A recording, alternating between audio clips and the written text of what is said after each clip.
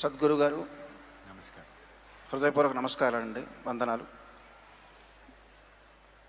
నేను మీతో తెలుగులో మాట్లాడిద్దాం అనుకుంటున్నాను ఇప్పుడు కొంతసేపు.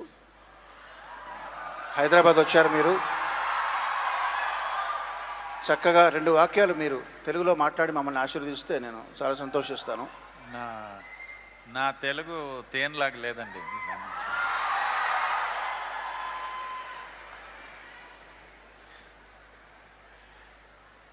ఇప్పటివరకు ఈ నదుల గురించి మనం ఎంతో ఆవేదనని మనం షేర్ చేసుకుని చాలా బరువెక్కిన హృదయాలతో ఉన్నామండి. నేను ఈ కాన్వర్సేషన్లో మీతో నదుల గురించి మాట్లాడి ఇంకా నేను అదే మూడ్లో ఉండదలుచుకోలేదు, ఎందుకంటే నా హృదయం ఇప్పటికే బాధతో బరువు ఎక్కింది. మిమ్మల్ని నాకు అవసరమైన ప్రశ్నలు, ఇక్కడ నా సోదరులు సోదరిమణులకి అవసరమైన వాళ్ళకు ఉపయోగపడే ప్రశ్నలు నేను తయారు చేసుకుని వచ్చాను. పరీక్ష రాయడానికి వచ్చినట్టుగా వచ్చాను. ఎన్ని ప్రశ్నలు తీసుకుంటే ఎలాగండి? ఇది ఆన్సర్ పేపర్ లాగా ఉంది. ఇది లేదండి, పేపర్ లాగా లేదండి.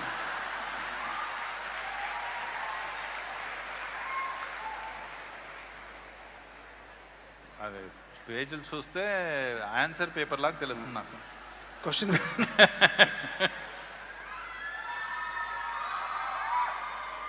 ఆ ప్రశ్న వల్ల నేను కొంత లాభం పొంది ఇక్కడ సోదర సోదరిమణులందరూ కొంత లాభం పొందాలని ఆశిస్తూ సరదాగా మిమ్మల్ని ఒక చిన్న ప్రశ్నతో మొదలు పెడతానండి. మీరు హైదరాబాద్ వచ్చారు కాబట్టి డివోటీస్లో ఎవరైనా మిమ్మల్ని భోజనానికి ఆహ్వానిస్తే 3 ఆహ్వానించారు మిమ్మల్ని. ఒకరు ఆవకాయ పప్పు రెడీ చేసుకున్నారు, ఇంకొకళ్ళు హైదరాబాదీ బిర్యానీ రెడీ చేసుకున్నారు, ఇంకొకళ్ళు జిలేబీ రెడీ చేశారు. మీరు ఎవరింటికి ఆతిథ్యానికి వెళ్తారండి? మధ్యాహ్నం అయితే ఆవకాయ, నైట్ అయితే జిలేబీ అండి.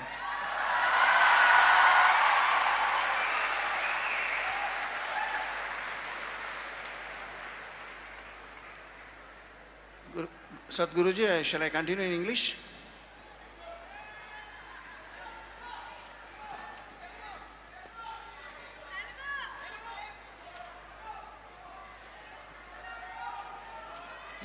తెలుగులోనే కంటిన్యూ చేస్తామండి. అందరూ తెలుగు అడుగుతున్నారు.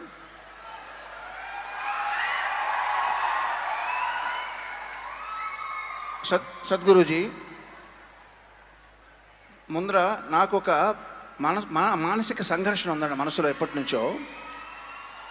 ఆ విషయంలో మీ నాకు సలహా కావాలి. నేను కొన్ని సంవత్సరాల క్రితం ఇంట్లో కూర్చున్నప్పుడు గోడ మీద బల్లి కనబడుతుందండి. ఆ బల్లి ఎదురుగుండా ఒక చిన్న పురుగు ఉంటుంది.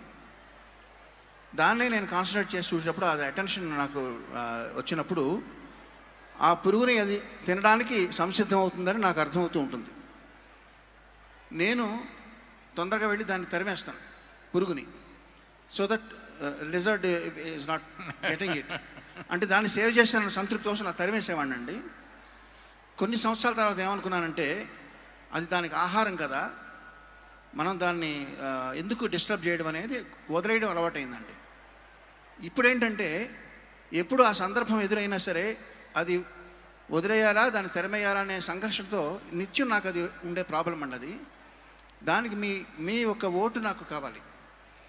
ఏం చేయాలి ఆ సందర్భంలో? నేను దాన్ని తెరమేయాలా, దాన్ని వదిలేయాలా? అట్లాగా.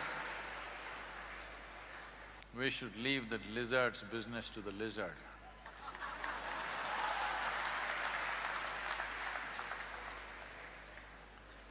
Because the very nature of life is such that one life consumes another life. This is how life is designed. This is not my idea or your idea. This is the nature of life. Just because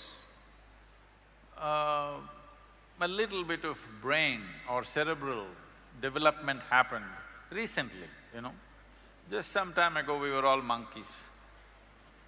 Just recently this brain developed a little bit.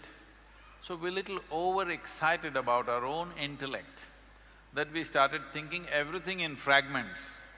Our idea of well-being is all in fragments. We think we will save the moth, but we did not think about the lizard. Then we thought, let him eat. It's not for you or me to even think whether he should eat or not. He will eat.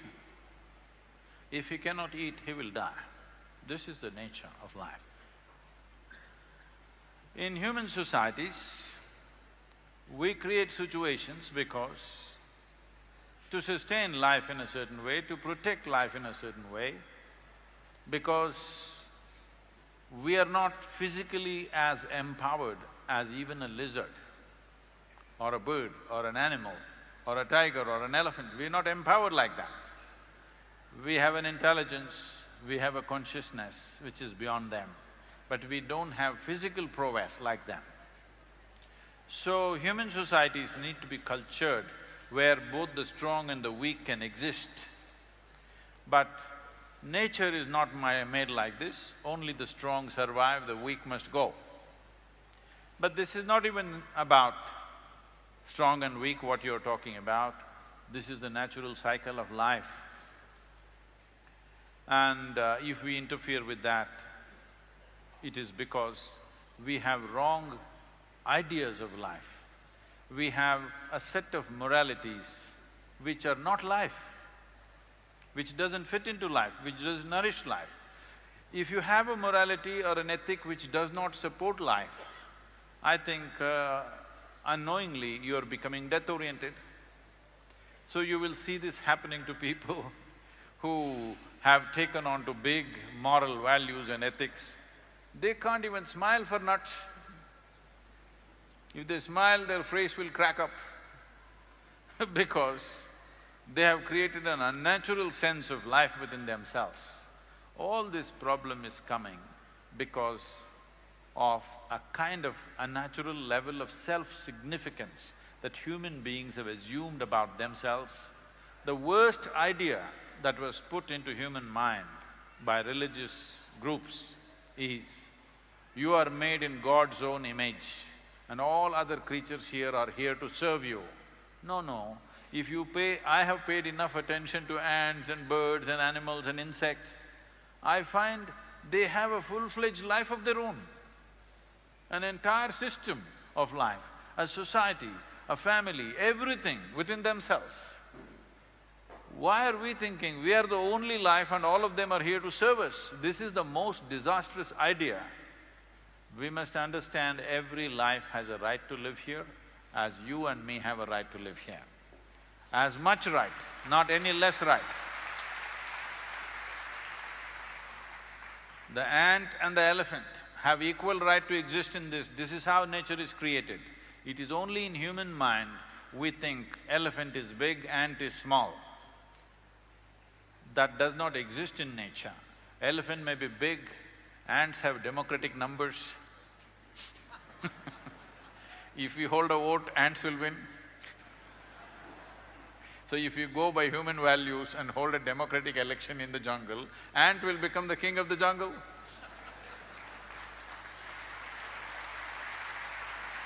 Next time I will leave lizard's business to itself, Sadhguruji. Sadhguruji,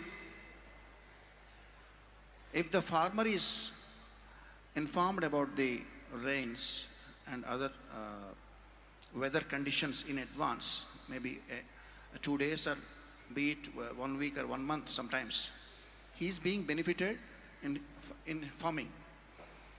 Similarly, a fisherman is being benefited when he is informed about the cyclones or tsunamis to come in advance. They are forecasting and predicting. If this is right, why can't astrology be useful for mankind in many ways by giving information in advance by experts, not anybody, by proper astrologers, proper scholars and eminent astrologers. I saw a video of yourself somewhere condemning… where did you condemn… Condemn? Did I condemn anybody? No. I have not hanged anybody yet. You said there is no need for astrology. Why do you want to depend on planets, lifeless planets?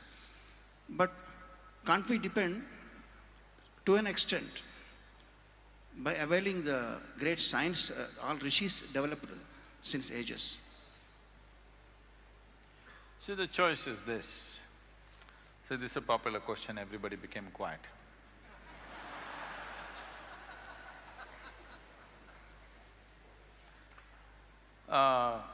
We must understand this. There is material in this world, the five elements, the water, the wind, the earth, the fire, the space. And there are products which have come out of these five elements. From a simple plant, the simplest plant life to animal life, to human beings. All these are the products of that. It is just that the products went on evolving. See, there was a time as civilizations grew, if you look for ancient civilizations, most of the time you look for pottery pieces, yes? Pieces of pottery. What pottery means is, you dug the earth and made pot out of it. You made this kind of pot, you made this kind of pot, you made that kind of pot, whatever kind of pot. That is the best they could do 1,000, 2,000 years ago or 5,000 years ago or whatever number. Today, you're digging the same earth and make a computer out of it. Same earth or no? The same soil with which you made a pot, today you're building a spacecraft, isn't it? So this is what life has also done. With the same soil, with the same elements, with which it created an amoeba, today it has made a Keeravani. All right? So, can you treat a pot and a computer the same way? We cannot… No. we If I cannot keep do a it. pot here, we know pot will stay only here. If you don't handle it right, it'll break, otherwise it'll stay here, all right? But Yes, Guruji. today you can make a computer which will walk, which will talk, which will go all over the place. But it goes to a program. But now what a human being means is, we have evolved a consciousness. That means we can go beyond the natural tendencies of the materials with which we are made. That's what it means. We can go beyond whatever directions the wind is maybe blowing this way. There was a time if wind blows this way, all the ships went that way. Today, it doesn't matter which way the wind is blowing, they will go where they want to go, isn't it so? So, this is because of human consciousness, human ability and human will to do what?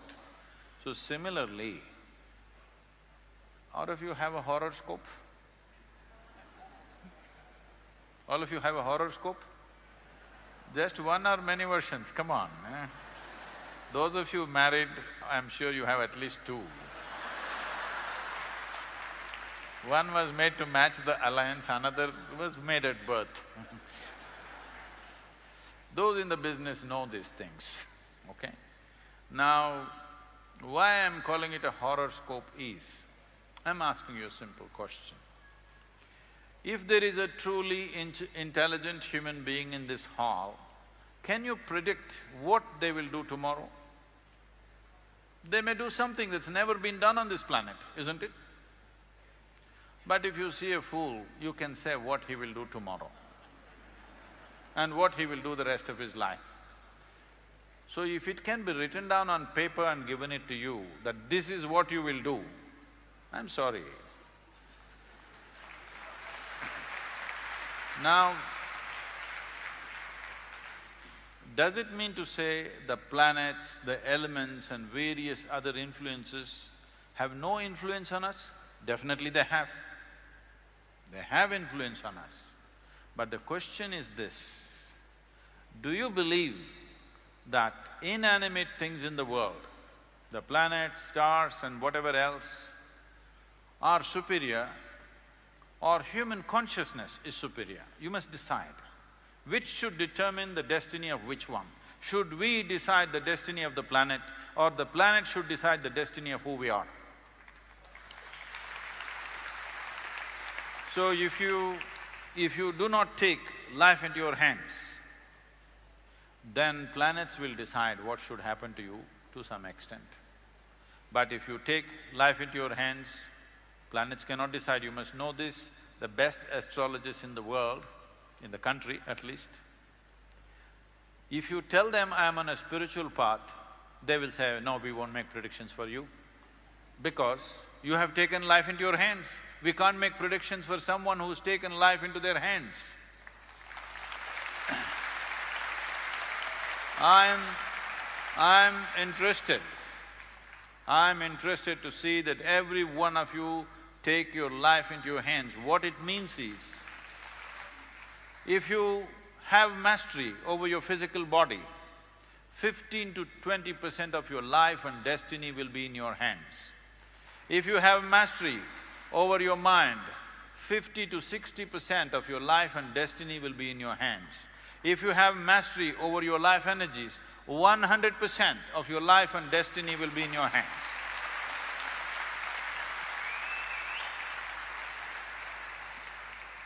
Sadhguruji, I totally agree with you and satisfied, but still disagree with you in a way. Let me tell you. I know pretty well that you love to drive a car, good car. There are signboards on the way, an accident-prone zone. That doesn't mean every car passing through that zone will meet with an accident, but it is more prone than the other areas, so that you will be cautiously driving while you are passing the… First of all, no government has any business to say accident-prone zone. Unfortunately, they're saying it. They have no business to say it. They must tell me what is the grade of the road, what is the degree of turn, and I will decide how the hell I should drive.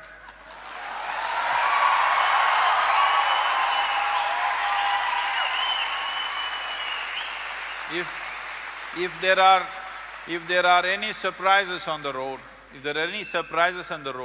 there is a broken bridge, there is a deviation, there is a diversion, they must mention that. Why the hell are you telling me it's accident-prone just because some fool went and crashed?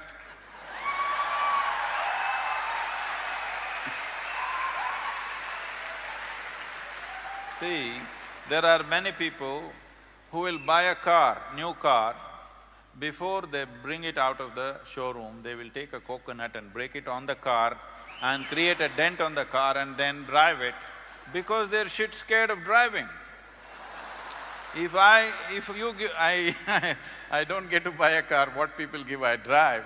Otherwise, if I buy, I will swing it out of the showroom on the first day. I won't sit and do puja in front of the car because I know how to drive.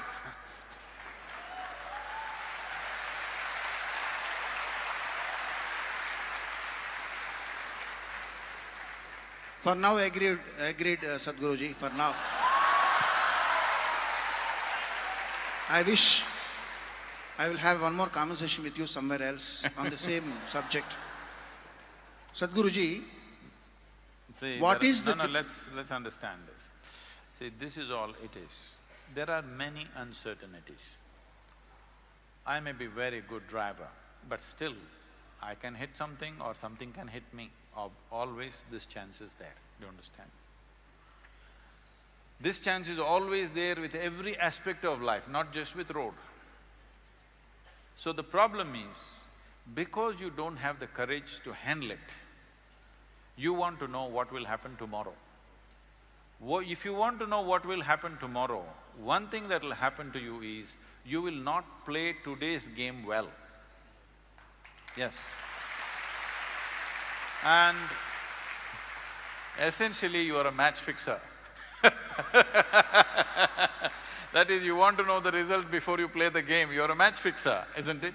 Right now it is for match fixing in India, there is a 10-year imprisonment. So before you get married, you want to know whether you live joyfully or not. Arey? You have to get married, you have to take responsibility for each other and see that it works. There is no magic to it. Sadhguruji, what is the quality you find in an Indian woman when compared to the world woman, other countries? What is the best and beautiful quality? One single quality Are you can trying you to mention? get me into trouble?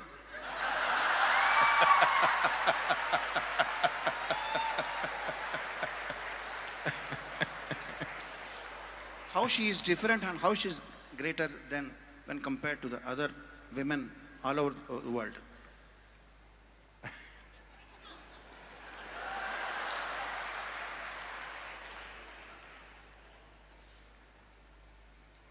See, I don't know why we are putting only women on the focus. We are always putting women in the focus because we believe either they can be right or wrong. And of course, men are right.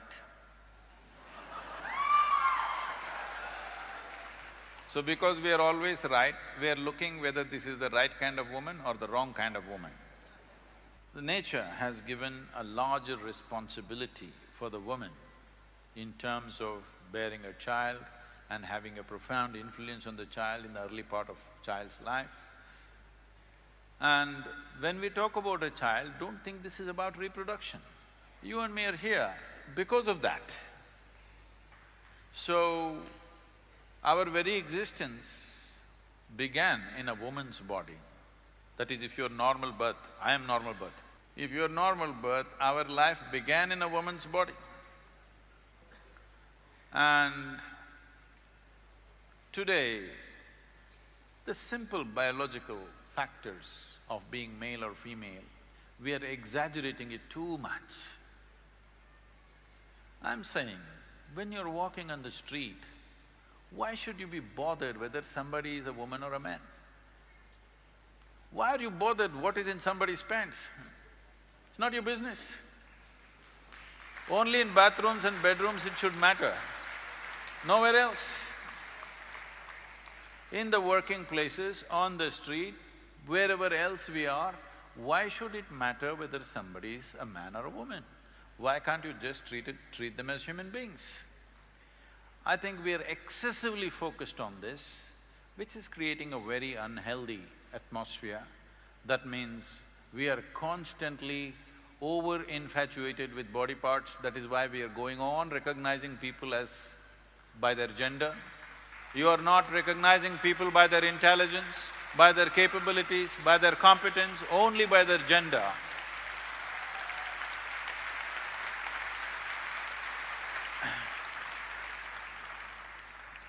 But it is not a fair way of looking at the world. For certain aspects of our life, gender is important. But for rest of the life, how much brains you got is important, how much capable you are is more important. Gender is only valid in certain relationships. In rest of the relationships, gender shouldn't even come into the picture. Only then there will be equality. There is no need… there is no need to go on talking about women's rights. We must say human rights and women are part of it, that's all. So, about the Indian woman, should I still talk?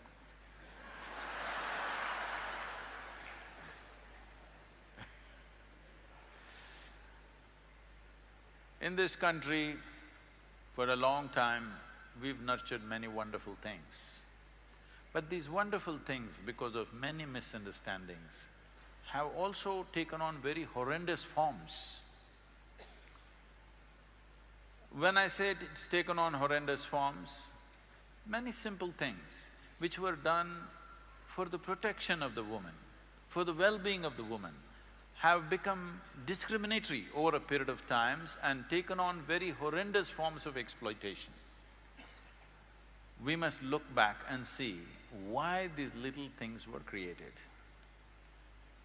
If we don't address these things, the Western world is on a binge because they want to make male and female equal. It is not necessary to be equal. Equal opportunity is fine. It is not necessary to expect a woman to do the same things that a man is doing. Then what is the point of the gender differentiation that nature has made? It's important, the feminine in the world is as important as the masculine in the world. But today, in the name of equality, women are coming to a place where they are beginning to act like men because they know that's the only way they can succeed in the world. The only way they can succeed is they have to act like men. You see even women doing like this these days. This is not necessary because if you destroy the feminine, then you truly have enslaved the woman. If you do not value the feminine in the world, all the gentleness will go away, you will have a marketplace at home also. Your marriage also will be a marketplace. It's already happening big time. Before people marry, they are making an agreement. When we break, who will get what in this house? Yes, prenuptial agreements are being made. Before we get married, already an agreement, if we break, my bank balance is mine, yours is yours. How can two people live like this? But here, still we have the joy of two people becoming one and enjoying that. Maybe after some time you will fight, but still, at least you have the joy of weaving two lives into one. When you go at it like this suspiciously in the name of equality, you will never know the joy of knowing each other, mingling with each other, being one with each other. Nothing will happen. Home will become a marketplace. This is because of wrong ideas of equality. Equality you should not even talk about. We should talk about responsibility for each other.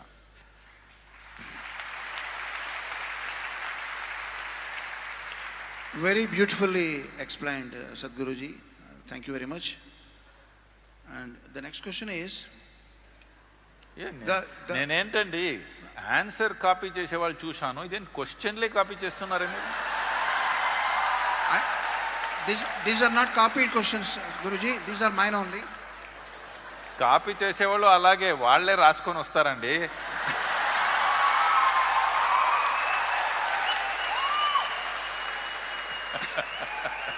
I just wanted to save your valuable time, so I just written. Okay.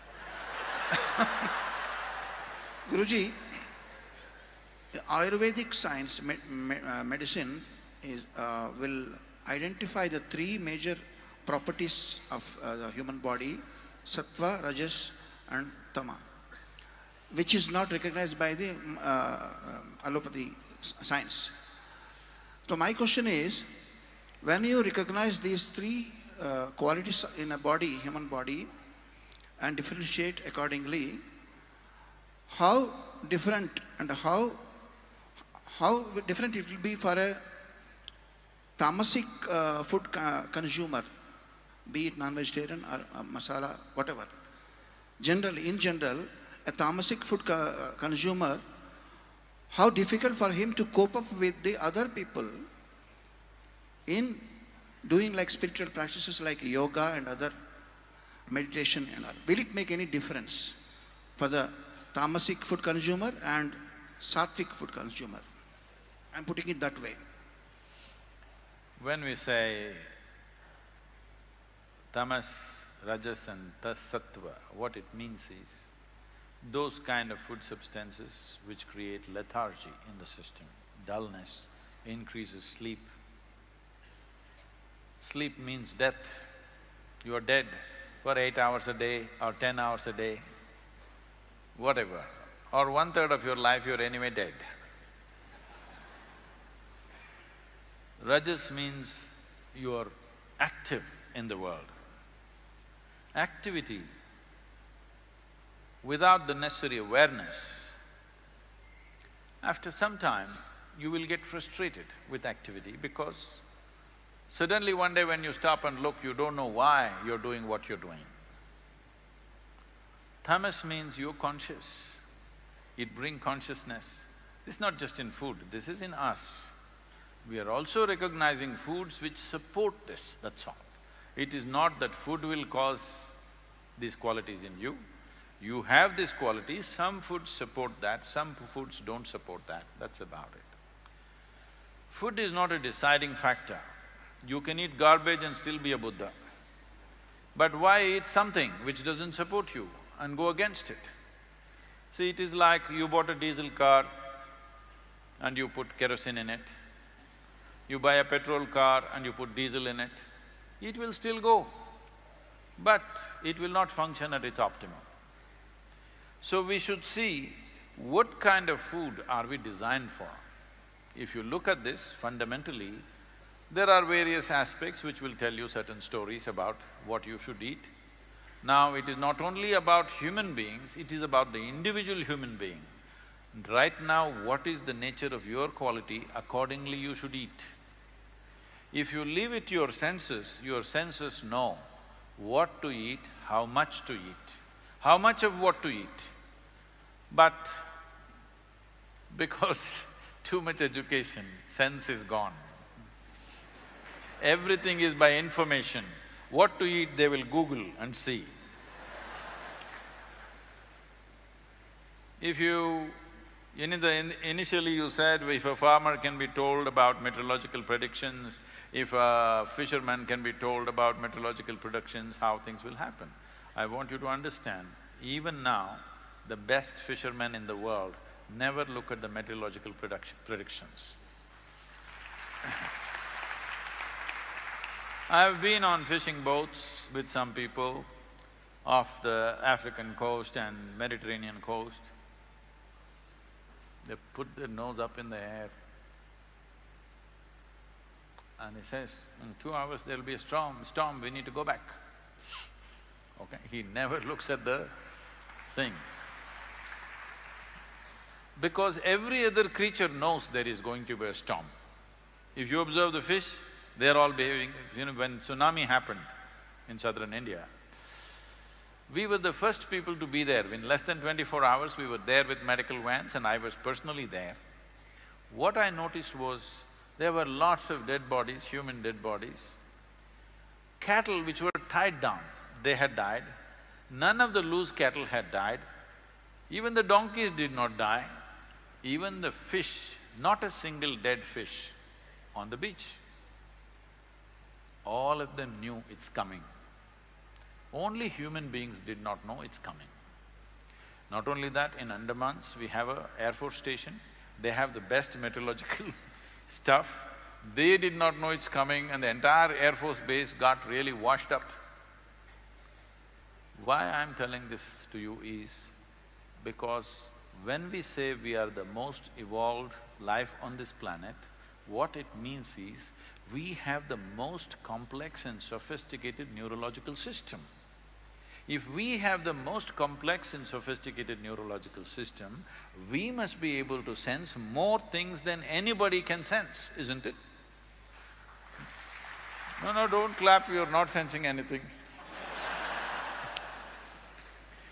But now, because of a little cerebral activity, our thought and emotion has overtaken us in such a way, what you think and feel has become paramount. Your psychological drama has become bigger than the cosmic drama.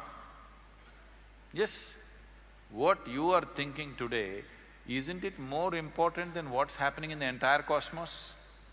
So because of this fallacy, because of this misunderstanding, because you're too engrossed in your own psychological drama, you can't sense it. Otherwise, I must tell you this, I was living on a farm in a remote place outside of Mysore many years ago. I hired one guy whose hearing was very bad. Because his hearing is bad, he looks like a fool because he doesn't understand what people say. So in the village, everybody makes fun of him, they call him names and things and, treat him badly. So I said, you come and live on my farm, so he lived on. He will simply sit like this, because he can't have conversations. If I have to have conversation with him, I have to shout at him, he will understand half the sentence.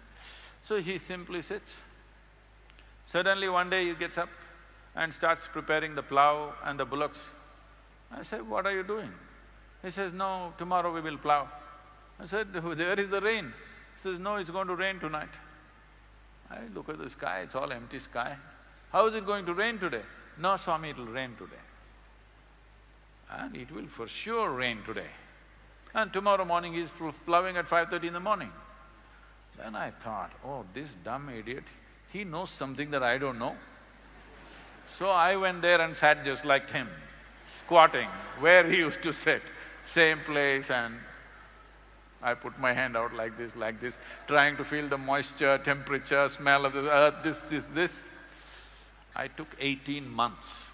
Every day I sat, because I was insulted, this dumb idiot knows something that I don't know. I can't take it. So I sat there, felt it, watched the leaves, watched the insects, watched the birds. Then today, I will tell you, if I say there's going to be rain, 90% there is going to be a rain. This is not some magic, this is not some yoga, this is just observation. That's all. Sadhguruji, one of my family friend's son, his name is Vishwak and he's just 7 years old. Ever since he was born, all his interests were about seeds or plants and trees. He's obsessed with only them. No chocolates, no biscuits, no cakes, no sweets, no toys, no video games, no playing outside. And he's completely meditatively into thinking and obsessed about knowing about trees, planting them, nurturing them, and collecting many seeds and all. When I mentioned this to one of my friend, another friend, he commented, this must be something he attained from previous incarnation. He's a prodigy. Because we rarely, we don't see one in 1 crore also, we don't see a child like that, completely obsessed with plants. So my question is, Sadhguruji, do you believe in incarnations to come and the previous ones? Because in certain beliefs, certain religions, they don't believe. What is your thought, what's your call on that? It doesn't matter incarnation or no, you got to put that boy in my car.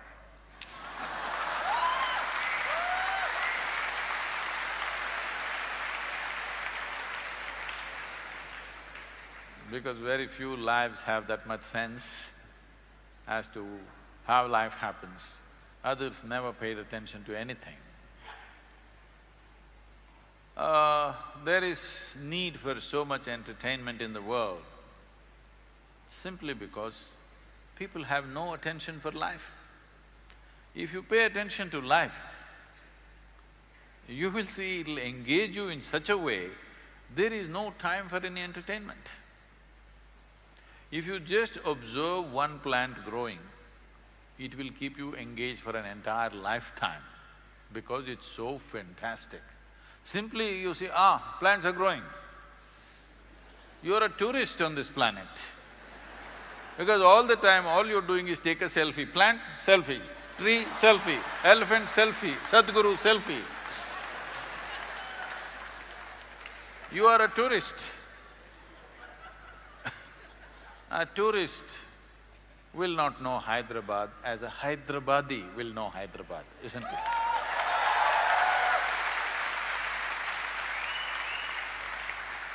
So you must decide whether on this planet you are a tourist or you are a life that's born out of it, carries the earth within you, lives it and dies into it.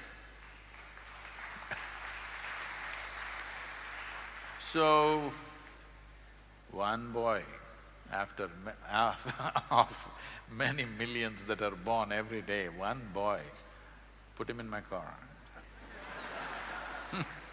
He got your blessings, Sadhguruji. Wherever he is now, he is very lucky to have your blessings. And speaking with you, I just realized one thing, that I forgot that I am a singer. Please sing, sir. I'm recollecting, when you are talking about selfie, I'm recollecting one of the most popular Tamil song. Vanda naal mudal inda naal varai vaanam maaravillai nadiyum maaravillai. No, maaripochunga, maaripochu. Romba maaripochu. Manidan maarivittan. Because of the man's evil intentions, selfish intentions, it happens that. The song, it says, man's nature. But my question, Sadhguruji, you're talking about selfies.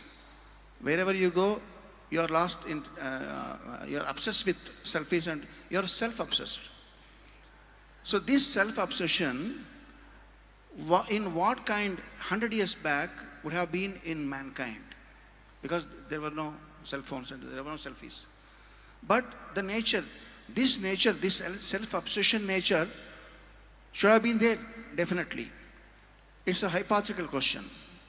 Can you kindly guess what kind of obsession that man would have Oh, I had? thought you thought I'm more than 100 years, so you're asking me, how was it 100 years ago? Well, I look it maybe, so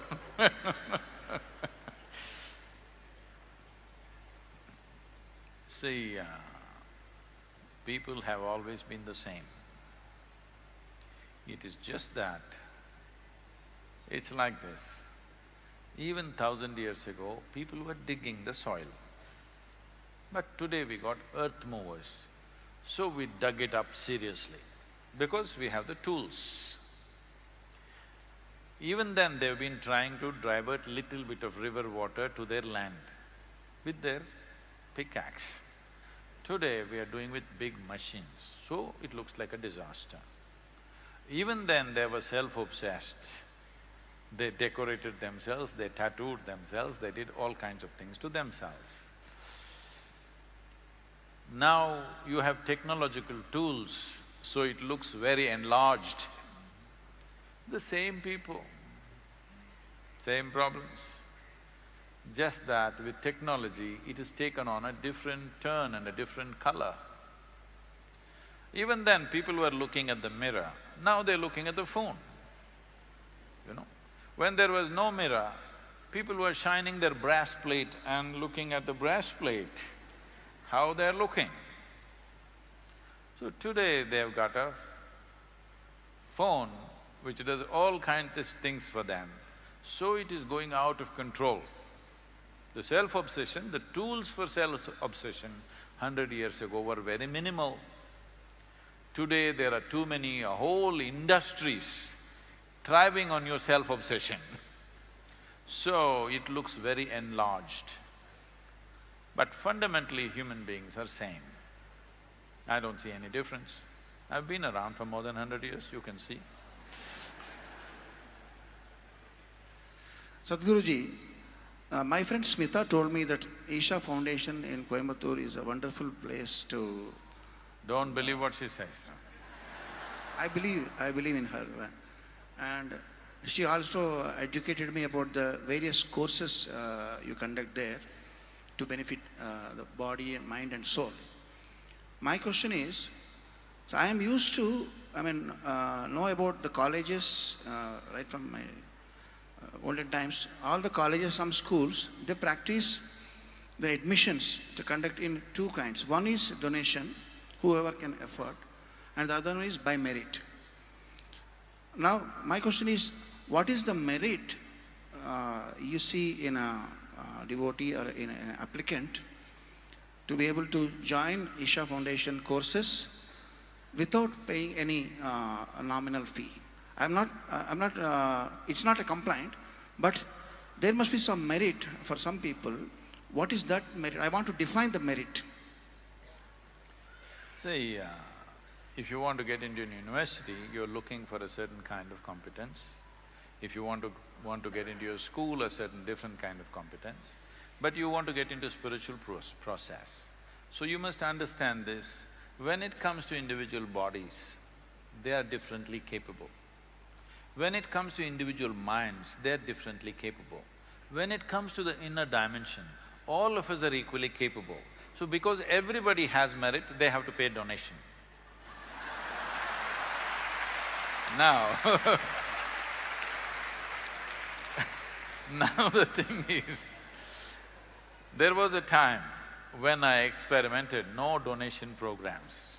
No donation, just come, free, we will do it. Even now there are many programs which are free. But now we have acquired a certain reputation, so people sit, but even now just see, those few people are walking up and down, they're leaving just now, okay? If they had paid 5,000 rupees, they wouldn't be leaving.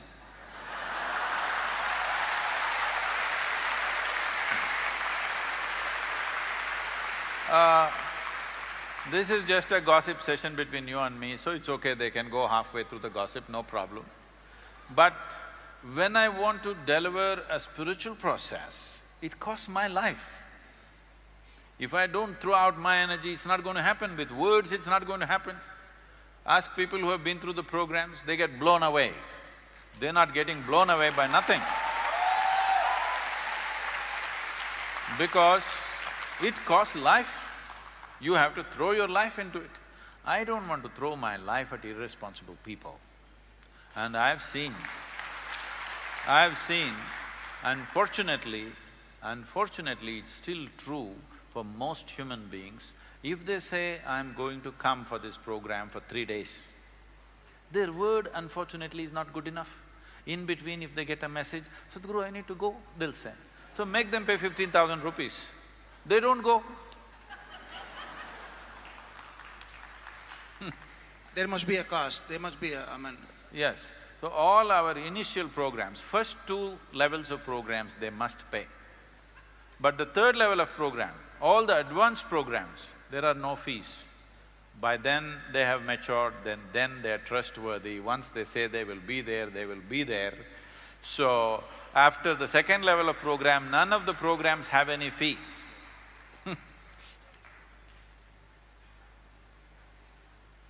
Sadhguruji, I have a dream.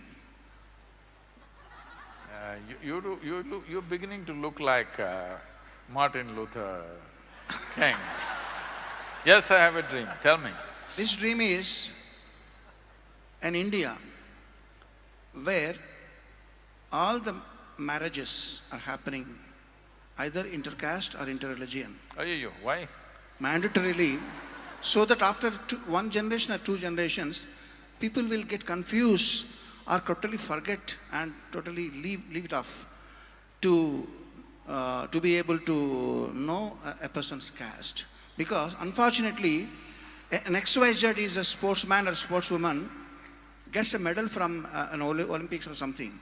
Immediately you go to Google and the maximum number of searches is XYZ which caste? Really? It's a fact, Guruji. I don't think so. It's a direct fact. The more number of searches will be for looking for she or his caste. So, to Maybe they want to marry them. Pardon me?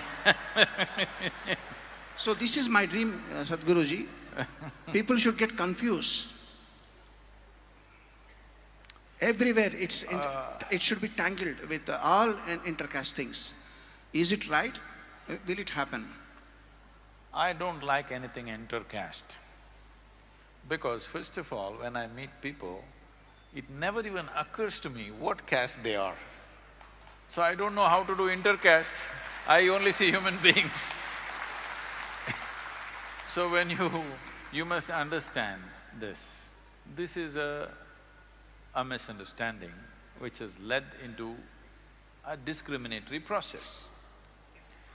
This is just a differentiation we did in the society at one time. When there were no schools, when there was no university, then were no engineering colleges, IITs and business management schools, all this. Now, if you are born in a blacksmith's house, the only school is your father and your uncle who are doing tonk, tonk, tonk every day, that's your school. That's where you learn your skill. So when you want to get married, suddenly if you marry a goldsmith's daughter, okay? She doesn't know what to cook for you, she doesn't know how to manage this house for you, she doesn't know how to give you firewood or coal or what you need. So they said, if you're a blacksmith, you marry only blacksmith's daughter because it will be supportive. But today you may be coming from a blacksmith caste, but you may become a doctor, you may become an engineer, you may become something else.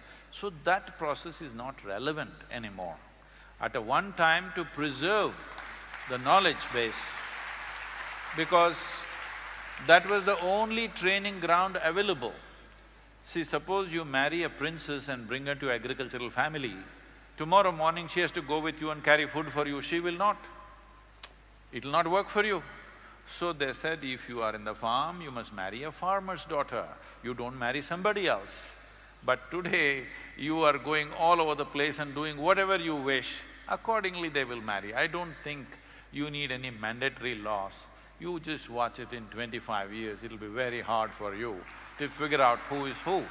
At the same time, I must tell you, these differences are also beautiful because unfortunately certain people make our differences into discriminations. Unfortunate, but differences are beautiful. I walk into some home in United States, in any home if I go, Indian homes, first thing you enter their home, the cooking smell will be all over the house. It will… actually when you're driving in only, you will smell it. When I smell it, I'm in, San Francisco area, I walk into this house and I sit down and they're all, been in United States for more than 40–45 years. Children are all totally American. Then I ask, are you Pillai? They say, Sadhguru, how do you know? I said, the seasoning that you're doing is Pillai seasoning, I know, my nose knows this is Pillai seasoning. I'm saying these subtle differences were so beautiful that each one of us, our own way of cooking, our own way of language, the way we speak, the way we do things, it's fantastic. But unfortunately, when you make it discriminatory, it becomes ugly. If you can take away the discrimination and keep the differences, how beautiful it is. No society in the world,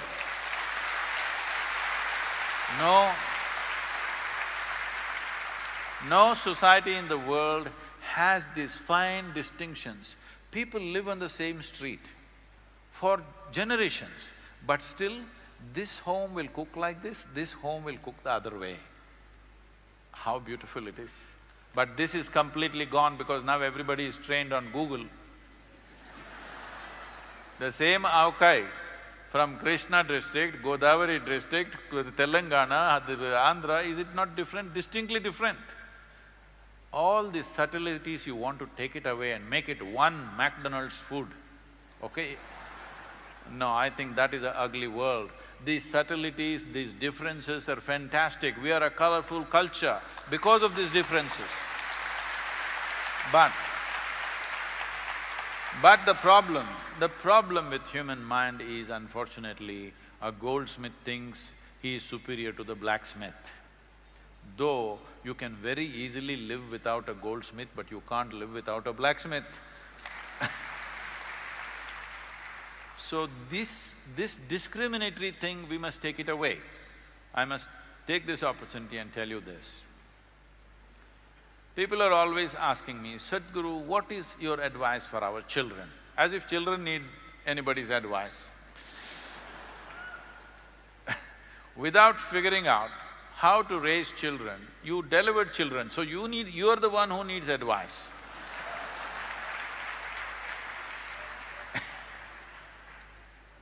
So, when I was traveling in 90s and things, my daughter was a small infant, 3.5, 4 months, she was traveling with me alone in the car. My left hand on her and driving through, my right hand is always on the floor, so my right leg is always on the floor. So I drove like this, wherever I go, I hand her over to some family and they took care of her well. But there is a problem. Every adult is very eager to teach something to a child. The moment they see child, they get this itch, they want to teach something that's not worked in their life. Yes, because if it had worked, they should be more joyful and more exuberant than the child. It is obviously not worked, whatever they learnt. Maybe they learnt a few tricks of how to make money, how to survive in the world, but they learned nothing about life compared to the child. So I made one rule, nobody will teach her anything. No 1, 2, 3, no ABC, no Mary had a little lamb, because I don't care whether Mary had a lamb or not. So one thing happened, because nobody taught her anything, she was all ears, all the time like this, looking at everything, because nobody tells her anything. By the time she's 18 months, she could speak 3 languages fluently. And I also made this rule that I never teach her anything. So when she was 12, 13 years of age, one day she came to me She was disturbed about something that happened in the school, and she came home and said, "You're teaching everybody so many things, but you're not teaching me anything." I said, "Well, I'm not given to teach people unsolicited. Now that you've come, this is all you need to know. Never look up to anybody." She looked at me like this, "What about you?" I said, "Even me. Because if you look up to me, you will miss the value of who I am. Maybe you will hang me on your wall, that is not why I am here. If you look at me just for who I am, your life will be immensely benefited and energized. If you look up to me, you will hang me somewhere in your house. So do not look up to anybody, do not look down on anybody, this is all. This is all it takes. This is not simple, because all the time your mind is saying, oh, she's good, he's not good, he's okay, he's not okay, this is fine, that is fine, this is pure, this is impure, this is God, this is devil, this is going on endlessly. If you stop this one thing and simply look at life for what it is, you will effortlessly navigate your way through life.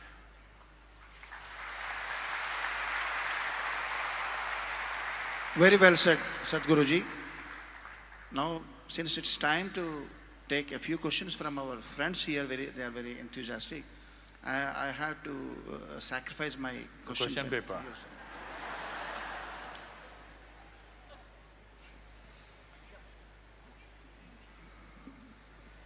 Anybody? Yeah.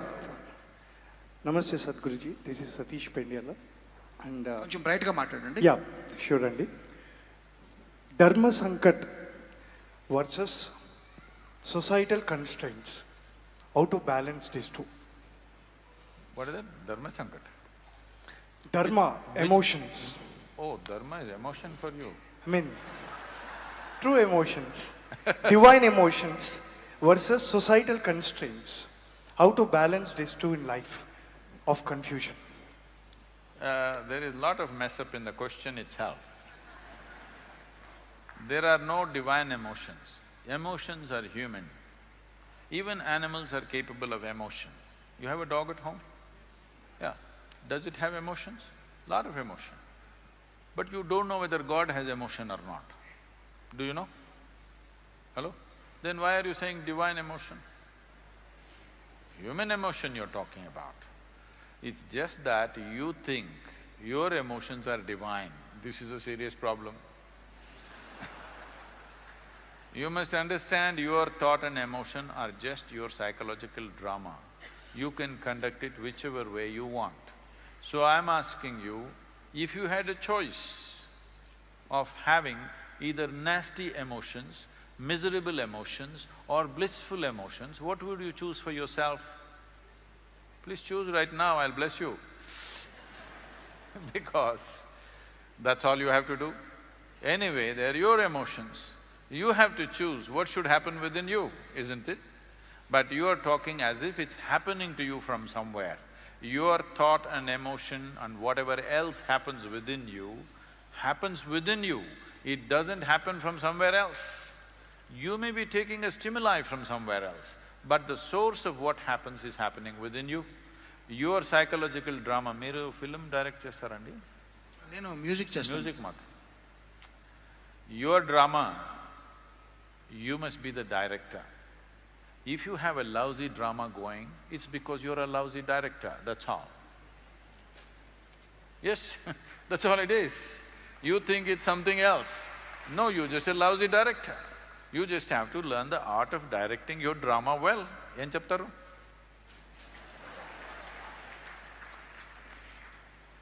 So, please manage the drama well, make the drama into a beautiful drama, because there is only one wealth in your life. Listen to me carefully. There is only one wealth in your life. Things that you wear, things that you stored up, this is not your wealth, this is just a headache. The only wealth that you have in your life is the profoundness of your experience of this life. How profound is it? Is it profound enough that every moment is overwhelmingly beautiful for you, or is it a lousy drama that's going on? If you have a lousy drama going in your head, Don't blame your family, your God or your dog. It's just that you're a bad director. You just have to fix that. The next one. Namaskaram, Sadhguru. ఎవరు? ఎక్కడున్నారమ్మా? Okay. So we have solutions to revitalize the rivers, but what is the solution to remove the existing plastic wastage? There's a lot of it in India or anywhere. Yeah. So what are the solutions to remove that?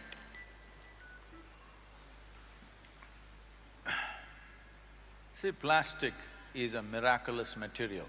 Let's understand this. All the plastic warriors, please listen to me carefully. Plastic is a miraculous material. It's one of the most fantastic materials that human beings have created. The problem is not of plastic, the problem is of human irresponsibility. So that's what we need to fix. If we generate a more responsible population, plastic is a wonderful thing. How many things in our lives have become easy and wonderful because of plastics? But we think plastics are bad. Plastics are not bad. Plastic is a wonderful, fantastic material. Human beings have become irresponsible. Let's fix that. But the damage that's already done, please understand, all the damage that we have done in the form of pollution, it is not very difficult to fix, it just needs determined political action and responsible action from the citizens of this country and the world, which can be done. But the more serious problem is the depletion of resource. Depletion of soil and water is a far more serious problem and much more difficult to revitalize. You are saying, okay, we will revitalize the rivers. It's not as simple as that. But removing the plastic is not really a big problem. If we have a project to remove that, first you get Hyderabad city responsible enough that they don't throw plastics all over the place. Then you will see removing it is just a matter of 1 month or 2 months. The entire Telangana, whatever plastic, we can remove it in a 2 months' time. What do you say, Visweswar? First stop throwing it. You stop that, removing it will happen in 2 months and we can recycle the plastic. It's a very useful material. A material that does not deteriorate is not against you. This means you can use it 1,000 times. Anything that you can use 1,000 times over means we are not going to exploit other resources unnecessarily. So plastic is a solution for environmental problems that we have. But unfortunately, we have made a solution into a problem.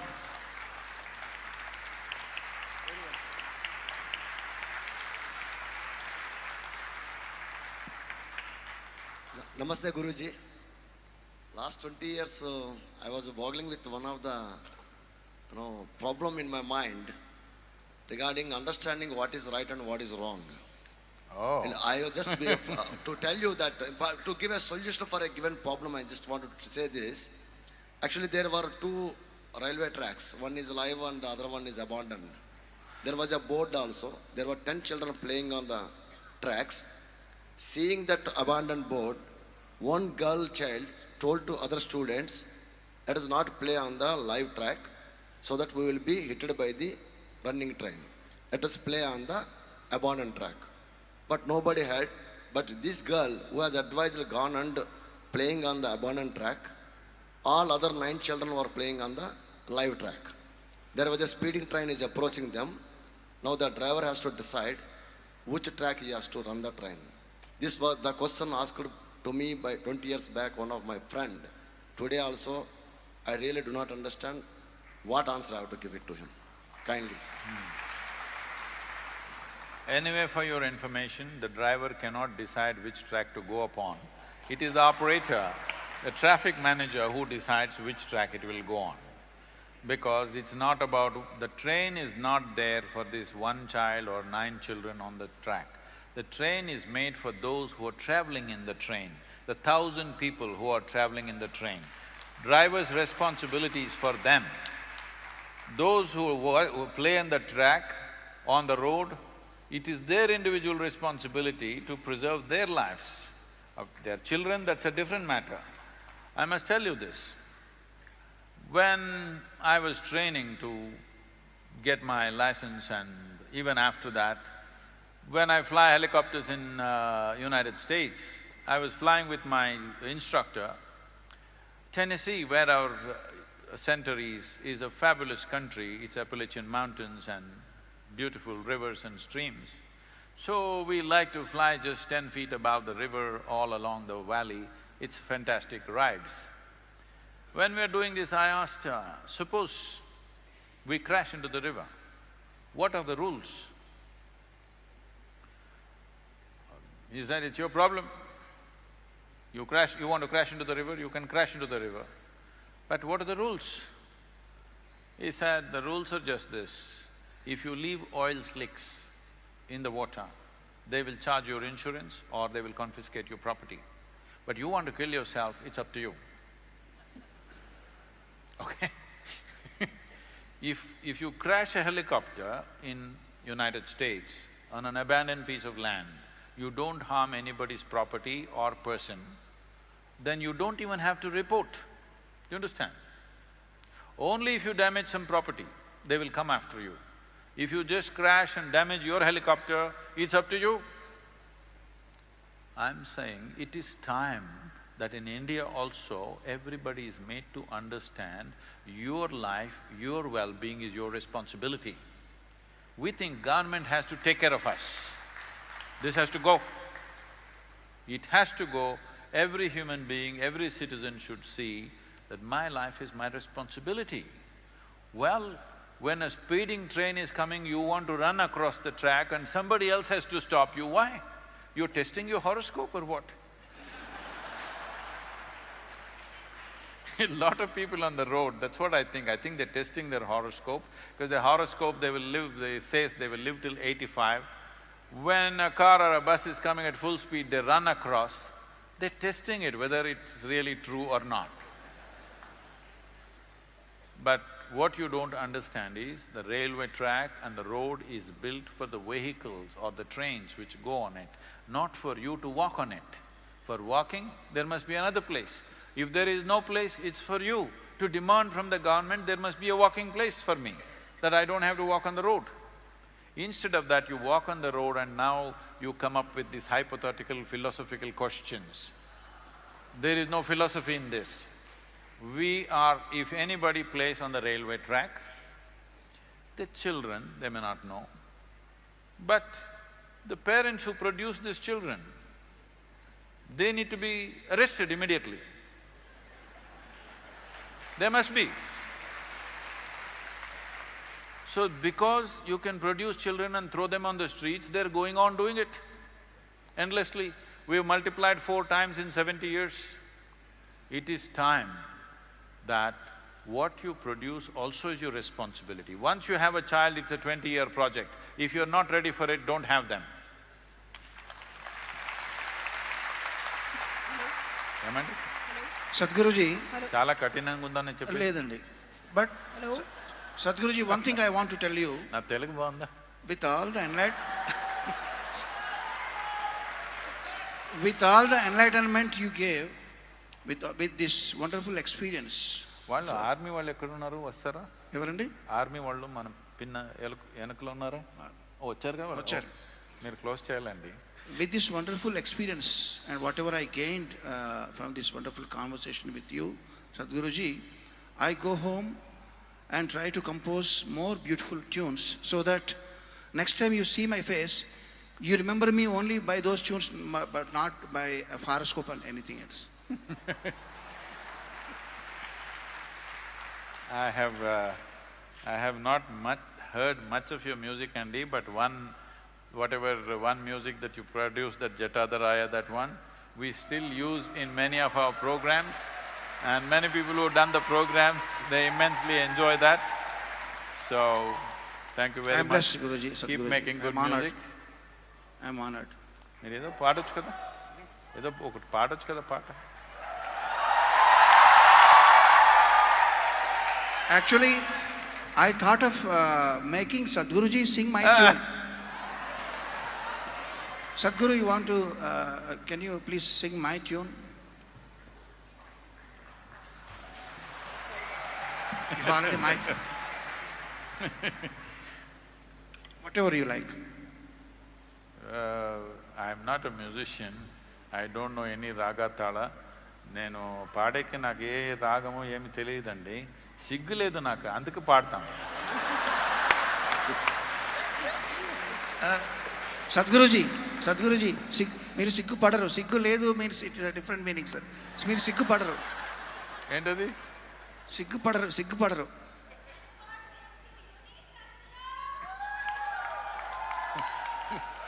What is that? Did I say something wrong?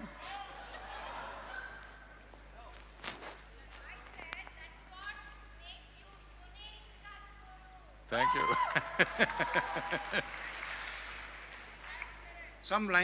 A few lines for us, Sadhguruji. I should sing?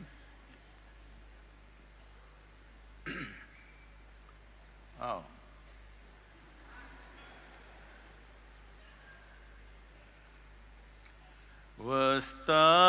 వస్తావట్టిదే పోతావట్టిదే ఆశయందుకంట